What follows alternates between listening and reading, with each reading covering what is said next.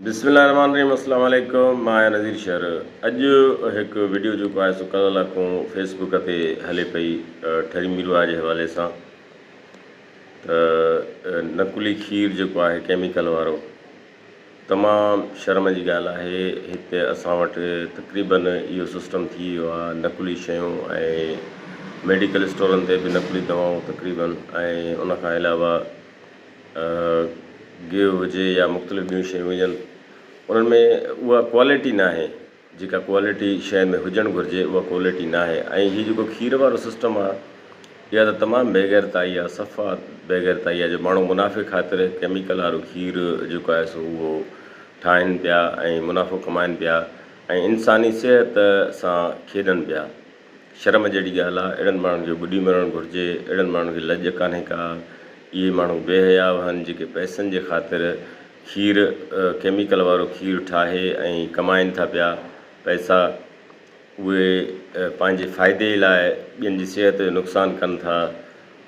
हुकूमत जो कमु आहे त अहिड़नि अंसरनि खे रोके ऐं अहिड़नि अंसरनि ते कंट्रोल करे, अहिड़नि माण्हुनि खे बाक़ाइदा उन्हनि ते हिकिड़ो कानून ठाहियो वञे, हिकिड़ो सिस्टम जोड़ियो वञे जेको उन्हनि जी निगरानी करे। उन्हनि असांजा कानून लागू कंदड़ इदारा जेके आहिनि अहिड़ियुनि शयुनि खे रोकनि त जीअं इंसानी सिहत ख़राबु न थिए ऐं इंसानी सिहत ते को असरु न थिए, मुज़िर असरु, कैंसर जहिड़ा असर न थियनि।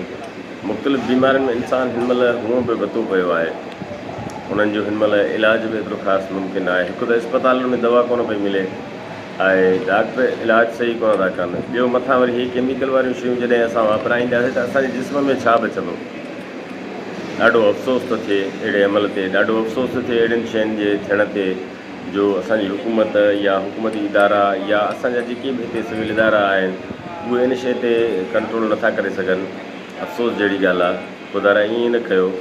ऐं आम इंसान जेके असांजा दोस्त आहिनि जेके इहे शयूं हरकतूं कंदे उन्हनि माण्हुनि खे ॾिसनि था त उन्हनि जो बि फ़र्ज़ु आहे त उहे रिपोर्ट कनि या उन्हनि जा वीडियोज़ ठाहे उहे सोशल मीडिया ते अपलोड कनि त जीअं उहे अहिड़े क़िस्म जा अहिड़ा कम कंदड़ माण्हू वाइखा थियनि। महिरबानी। खीर असां वठंदा आहियूं डेली। तो सुबुह ॿारनि चांहि काढ़ी त सॼा जेको आहे गोड़ा राति ॿारनि खे पेट में सूरु ऐं अस्पताल में ॿार पिया आहिनि, नंढा नंढा मासूम पीअंदा आहिनि, स्कूल वेंदा आहिनि, स्कूल वेंदा आहिनि। हे खीर आहे, हे ठरी मीरवा जी हालति ॾिसो। हे खीर अथव साईं, हे केमिकल सॼो। ऐं हे साईं हे रुगो गोड़ा गोड़ा निकिरे पियो, हे केमिकल आहे सिधो।